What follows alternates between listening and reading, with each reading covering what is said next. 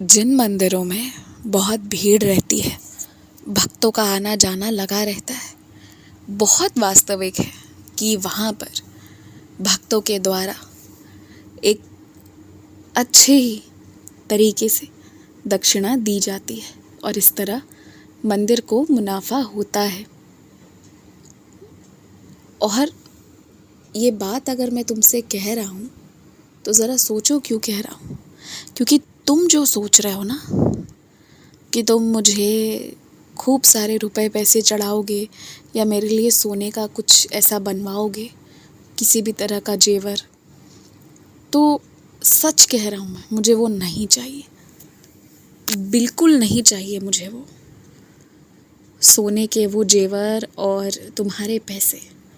तुम यकीन मानो, उन्हें तुम कुछ अपने लिए रखो, अपने भविष्य के लिए, कुछ अपने परिवार को दे दो उनके भविष्य के लिए, कुछ राशि तुम पूजा पाठ के लिए रखो और बची हुई राशि से प्रत्येक दिन थोड़ा थोड़ा अन्नदान करते रहो। तुम्हें यही करना है और कुछ अलग से नहीं करना है। तुमने मंदिर में पैसे चढ़ा जाओगे तुम, अगर उस मंदिर में भंडारा भी होता है उसके बावजूद भी संभवतः बाकी बचे हुए पैसे बैंक के खाते में जमा हो जाएंगे। फिर उसका उपयोग साल 2 साल 5 साल बाद जब ऐसे कुछ ज़रूरी होगा, कोई निर्माण, कोई बड़ा पूजन, तब निकलेगा। लेकिन तुम उसे अपने पास रखकर अगर रोज़ किसी का पेट भर दोगे तो इससे अच्छा चढ़ावा और क्या हो सकता है। मैं मानता हूँ कई सारे लोगों ने अपने धन दौलत चढ़ाए हैं मेरे मंदिर में, और मेरे जितने भी भक्तों ने पूरे दिल से लाकर मुझे चढ़ाया ना, मैंने कभी भी किसी के भेंट को अस्वीकार नहीं किया, मैंने सबके भेंट को स्वीकार किया है। लेकिन पिछले 4-5 सालों से तुम्हारे मन में ये बात है कि जीवन में कभी तो ऐसा करना है, तो तुम ये सोचो ना कि तुम मेरे गले के हार में जो मोतियों की हार है ना, वो एक बहुत सुंदर सी हार प्रत्येक दिन बनती जाएगी जब हर मोती के नाम पर हर एक दिन तुम अन्नदान करोगे, वस्त्रदान करोगे। प्रत्येक दिन अपने आप मेरे गले में एक हार तुम्हारे नाम का चढ़ जाएगा, दिख जाएगा तुम्हें कि मैं पहन कर बैठा हूँ। इसलिए तुम्हारी बाकी जो भी इच्छा होगी मुझे सब स्वीकार है, परंतु अपनी इच्छा पर एक बार सोचना। मेरे पास लाकर सारे पैसे रख देने से कि लो साईं अब सब आपको समर्पित है और मेरा काम ख़त्म होता है, वहाँ तो तुम्हारा काम ख़त्म हो जाता है, पर देखो मुझे कितनी मुश्किलें बढ़ जाती है। फिर मुझे हर जगह भागना पड़ता, मुझे संसार में कहाँ कहाँ भागना पड़ता है। तुम तो एक शहर में रहकर एक जगह पर रहते हो, वहाँ से थोड़ी दूर निकलते हो तब थक जाते हो, और मेरी सोचो पूरी दुनिया में भागना पड़ता है।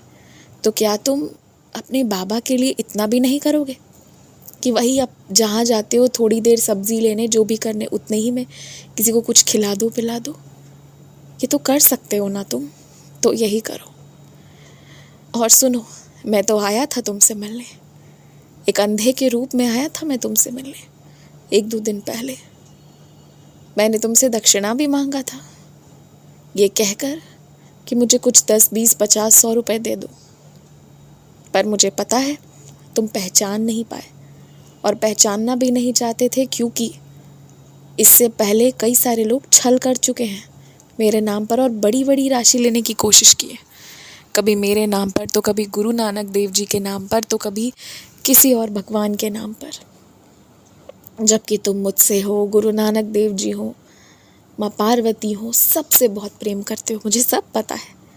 लेकिन मैं तो तुम्हें ये बता रहा हूँ कि मैंने दर्शन दिए थे तुम्हें, और तुम इसे लिख कर रख सकते हो, इस एक अनुभव को कि तुम्हें मेरे दर्शन मिले थे। और इसकी जो भी लीला हुई थी ये सब तुम्हें समझ आ जाएगी, धीरे धीरे सब समझ आ जाएगी। पर मैंने तुम्हें दर्शन दिया है, तुमसे साक्षात मिला है मैंने, तो ये नहीं कहना कि मैंने साईं को नहीं देखा, क्योंकि मैं आकर अपना पहचान नहीं बताऊंगा, कभी नहीं बताने वाला। वो तुम्हें खुद बखुद अनुभव हो जाएगा, और जिस दिन होगा ना, तुम परेशान होने की बजाय या मुझसे चिपक जाने की बजाय ना, बहुत संतुष्टि से बस मेरे दर्शन करोगे। देखना, वैसा भी होगा, और साई नगरी शिरडी में ही होगा, ये भी जान लो। और मैं तुम्हें सारांश में अगर कहूँ तो हर जगह दक्षिणा देने से बचो। दक्षिणा देने की बजाय हर जगह कुछ कर्म करके जाओ। अब जैसे अयोध्या जी दर्शन करने जाओगे तो वहाँ थोड़ी साफ सफाई कर देना। सरयू नदी के आसपास या कहीं भी तुम्हें कूड़ा कचरा फैला हुआ मिले, आधे घंटे के लिए ही उस जगह की साफ सफाई करने लगना। या वहाँ पर जो भूखे लोग हैं उनको कुछ खिला देना, कुछ भी एक तरह की सेवा करना। इस तरह ही कोई सेवा करके आना ना। मंदिर में दोगे, निश्चित है कि मंदिर के माध्यम से लोगों तक सेवा पहुँचेगी, और देना भी कुछ ना कुछ राशि, तुम्हारी इच्छा हो तो। लेकिन खुद के हाथों से भी कुछ ना कुछ करना। जब तुम खुद के हाथों से करोगे ना तो तुम्हें एक अलग तरह का अनुभव प्राप्त होगा, और वो अनुभव प्राप्त करने के लिए, उस हद तक सुख प्राप्त करने के लिए मेहनत तो करना होगा तुमने। चलो खुश हो जाओ, मुस्कुराते रहो, हमेशा खिलखिलाते रहो, हंसते रहो, और तुम्हारा पूरा परिवार मेरी छत्र छाया में है, इसलिए सब सुखी रहेगा। आयुष्मान भवा। किसी भी चीज़ से डरो मत।